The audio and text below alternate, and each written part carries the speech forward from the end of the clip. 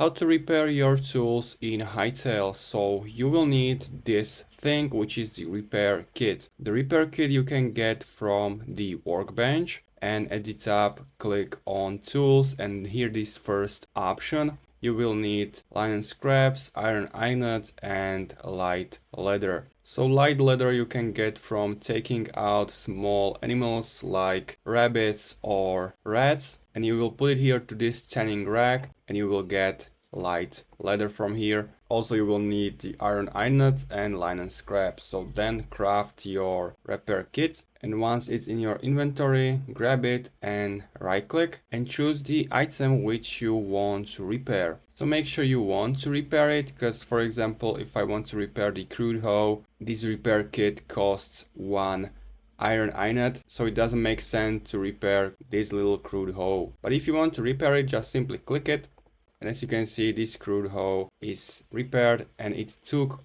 1 repair kit.